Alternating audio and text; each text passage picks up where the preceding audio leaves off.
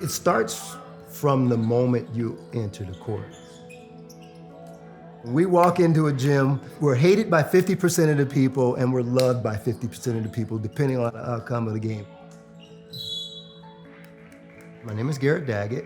I'm from Akron, Ohio, born and raised. Came to Spokane in 1994.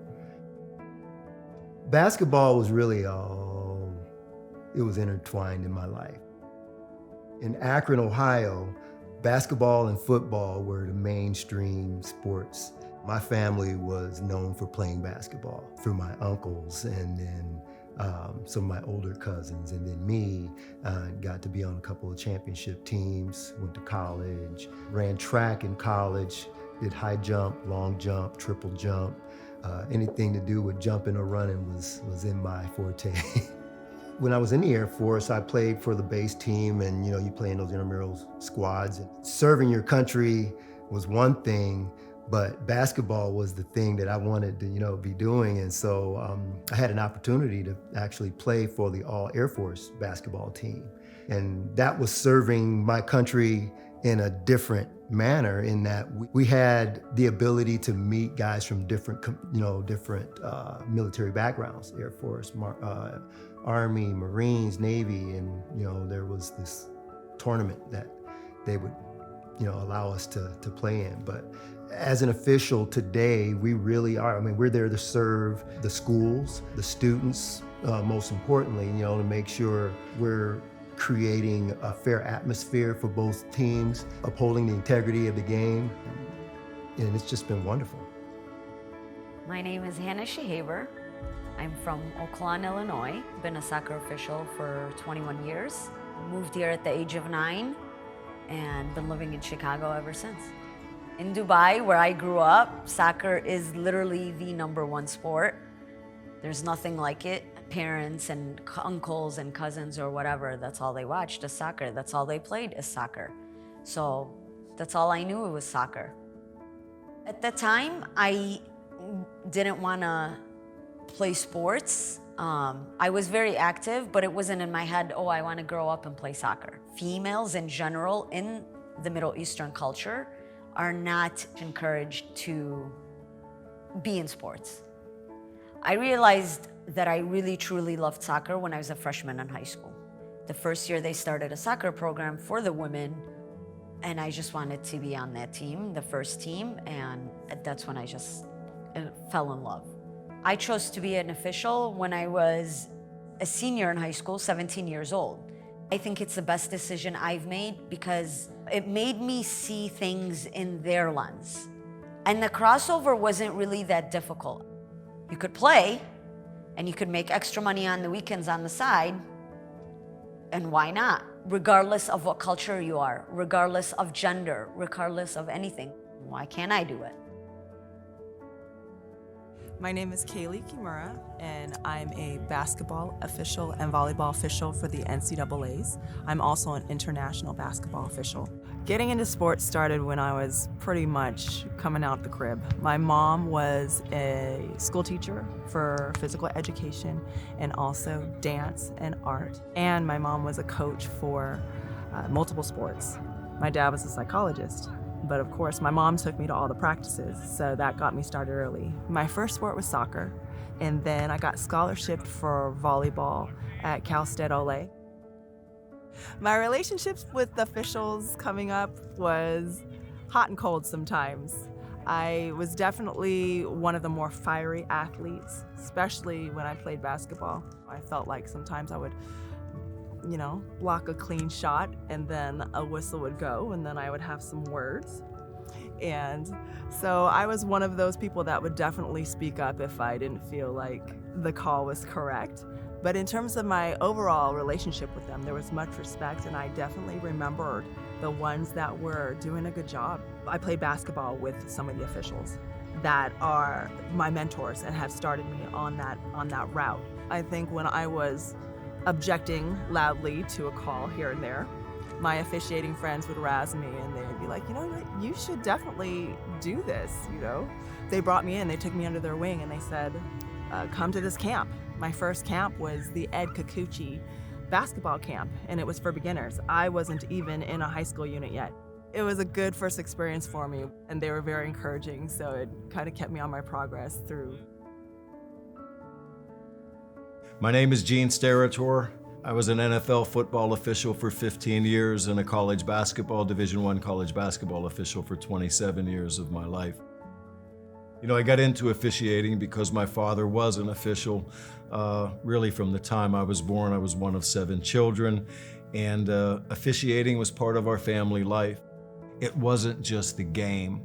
That was the experience for my family. It was the opening up and exposing the children and the family to colleges and to different cities and that type of life, which really was, as I look back, one of the greatest gifts that I got from officiating. And then jumping into the officiating itself opened up an entirely new set of challenges and experiences that really bridged into my personal life as well, which really made it rewarding and even more rewarding as my career continued to evolve. And rewards were more than just, hey, you refereed at Lambeau Field, or you refereed a Super Bowl, or you were in the NCAA tournament. Those were all natural experiences that anybody would dream of if you were an official or as a person. But the challenges that officiating presented to me as an individual, as I continued again to further myself in the career, became much more profound, and officiating became a much bigger deal to me than just, hey, get the striped shirt on and referee this game. In life, things aren't scripted. Games aren't pre-scripted. You want to ref a game without any mistakes, but you also realize that perfection is always something we strive to do. Knowing that we probably won't ever reach perfection, somewhere in between, I think it might have even been Vince Lombardi said that as we strive for perfection, excellence might actually take place. My name is Jackson Newell. I'm from Lansing, Michigan. I'm 20 years old. My father, in between his job at the MHSAA, moonlighted as a college baseball umpire. Also his brother, my uncle, spent a number of years in the minor leagues trying to work his way up. Also does a little bit of college baseball, so it was something that was acutely aware for me. Sometimes we go down to Toledo, watch the AAA for the Tigers. My uncle would umpire there a lot. Yeah, my dad was a big influence on me, being a guy who worked multiple College World Series and stuff. He's the one who hooked me up with my first piece of equipment to use. He's also first real coach.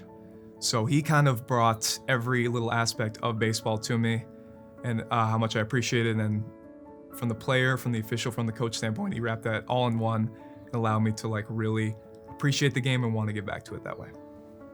Perfect. There are no 2 baseball games that are directly the same.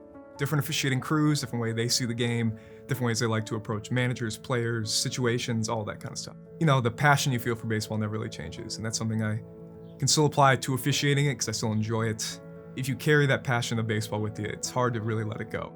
At the end of the day, through all the different calls, the pitches, the hits, the arguments, the decisions, everyone is there because they have a passion for baseball, and that's the most important thing to remember. It's a very fun job to do. Beats working as a busboy or a janitor in a kitchen or whatever. Get to be outside, get to experience the game. It's so much more fun. Baseball officiating community is very tight. They're very supportive. They want you to get the most out of it, have just kind of the best experience you can, because they have, and they want to share it with a lot of other people too. People are always looking for young umpires to take over. You can get a lot out of it. You know, I've always been in sports. Never thought about being a basketball official, but a time came in my life, some changes had happened. I said, man, I can do that. I can do that. So I'm gonna give that a try. And that was in 1999. If you're an athlete and you're not moving on to further your career, it doesn't mean that you're not a good athlete. We need people like you and, who have played basketball, young athletes who can, translate those skills to officiating. So this game is a lot of self-awareness, self-assessment, but you're also getting critiqued and getting feedback. So much of officiating is not necessarily what you do on the court. It's how you conduct business off the court as well. Being an official, sure, it's not easy. You've got coaches and fans yelling at you, and we never have a perfect game, but the rewards always outweigh the negativities.